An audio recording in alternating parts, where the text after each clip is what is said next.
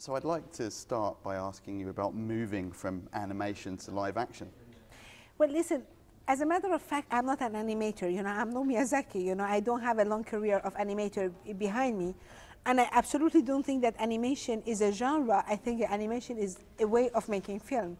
For Persepolis, I could not do it anything but animation, because, you know, you put the story in a geographical place with some people, you know, that, and the audience will watch, oh, this geography we don't know, these people, they don't really look like us. So that is the third world people again, they're boring, we don't get it. But it is something about the abstraction of the drawing that makes that anybody can relate to a drawing. So I made animation because I thought that was the best way of making this film. So it's not that, you know, I'm an animator. People, sometimes they tell me, you as an animator, and I'm like, I'm not an animator. You know, it happened that I made an animated movie. But animation is a very long procedure. You really have to be a marathon man, and I'm really not a marathon man. I'm a sprinter. You know, it's extremely long and painful. So I don't think I will go back to animation. I made one. I'm very happy I made it, but that's it. So what did you enjoy most about live action then?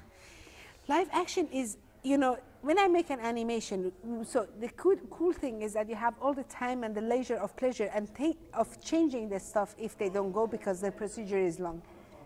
And you can really control everything, you know. You can say, the character has to move this way, etc., which is good. But when you have the actors that are much greater than you in acting, because I have to imagine things and the animators, they have to do what I tell them. And they surprise you, and they bring the story even further than what you thought.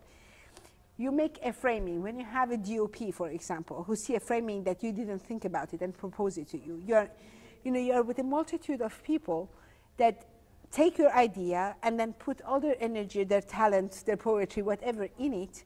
So in a way, it's distracting because sometimes it's not your vision at all and you have to communicate it to them. But sometimes it really just goes much further, and that is so beautiful. So yeah, I love to do it. And I love, you know, this thing of 4 months, you know, you live actually in another world. That doesn't exist. And you believe in each thing that don't exist. So yeah, it's very fun. Well, something that certainly goes really far is the script for the voices. So I'm wondering about your reaction when you first read it. And maybe more specifically, you know, was there one scene in particular where that was the moment where you thought, right, I've got to do this? No, actually, I read the script and I was like, oh my God, how come I like this psychopath that kills women, who kills women? Why do I like him? This is really fucked up. That is so immoral. And then next morning I wake up and I'm like, oh my God, I really feel like doing that because I don't know how to make it in image because you can deduce things from reading, but when you make, you know, you give a film, a book that is the imagination of the reader. A film is the imagination of the people that actually make the film. So I have to make him likable. So it was extremely scary. How am I going to be able to do that? And it was so challenging. I had to do it. I didn't have any other way. I had to do it. Ryan Reynolds is the lead role, but he's also, for those who don't stick around for the credits, he's also the voices. Yes. He's the dog and the cat who are making him do these things. I'm wondering was that always the idea that he was going to play all three parts, and then how did he come on board? Well, you know, at the beginning it was like, oh, let's say, the cat would say this, you know, we did this actor, that actor, but at the same time, this is the voices that he hears. So obviously he has to make him. And the guy is so talented. You know, he makes these voices, you know, like at one point he also made the voice of the bunny monkey and he was doing it and I was like, this noise, from which hole of his body does that come out? You know, what is that? He's able to do anything. You know, the guy is like a genius, really. So it became like an obvious thing. And he was suggested to you? Well, no, he was suggesting himself. I had a phone call saying that Ryan Reynolds loved the script and he wants to make it. And so I went to meet him, and you know, the moment I saw him, I knew that was him. That was him. But then you start, you know, filming, and as a director, you know, I always have to say, you go from here to there, you know, we put the camera here, the light, yeah. And Ryan is somebody with who, as a director, you are not a director anymore. Sometimes you become the spectator. That means sometimes you're there and he's doing something that you're not expecting because he goes just freestyling or he has an idea and he tries something, etc. And then you're there and you're like, wow, I didn't think about that, but he brings it. That's why, you know, at the end of the shots with Ryan, I almost never say cut, you know, right away, because I knew that he would do something. And many of these things, we actually used it in the film. So, you know, he always does something that you're not expecting. So with these ideas that he's throwing at you, and after a few days of this, when you started the shoot and started to figure out that this is obviously the way he does things and his process, did you talk with him at any length about the tonal balance between the comedy and the really macabre stuff and getting that just right? We had this talk before, but I think, you know, we should always trust when you have good actors, you have to trust them, because they are the role.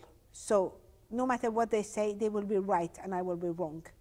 I always trust my actor much more than I always have to listen to them, and I always have to think what goes. My goal is to know what everything goes in the same direction of the film. This is what I have to find out. But I always trust them. And when they say this line does not feel right, I know that they're right. So I let them change. So Ryan was obviously a pleasure to work with, but what about the animals? Well, the animals, the dog is very easy, and a cat is a cat. You know, to the dog they can say sit, and the dog sits. To the cat you say sit, and he looks at you and say fuck you. He will never sit. He will sit when he wants to sit. That is the moment he will sit. You know, I have cats, so I can tell you they never do what you tell them. This is a cat. So the cat is basically never in the same room as Ryan. It's a double pass. We had to, because, you know, that is only 33 days of shooting, and you have a thing with the dog and the cat, and everybody's sitting and playing exactly good. It's not going to work. And I didn't want to make CGI animals because I don't think it's very ugly. I hate it. I really wanted to shoot with real animals. So for that, I had a second unit, and my the editor of the film, who is Stéphane Roche, was also the director of the second unit, and he's so patient. You know, I would have killed the cat, you know, after 2 days. He just, you know, wait, you know, he waits, and, you know, he's like really very, very, he was, yeah, patient. So, you know, and with cats, you know, you have hours and hours of rushes, and you find this 2 seconds that he has a perfect expression, but, you know, it's a long work, of course. And finally, I wanted to ask you about two of the weirder aspects of shooting, the severed head, yes, and then I still don't know what to make that dance sequence at the end of the film.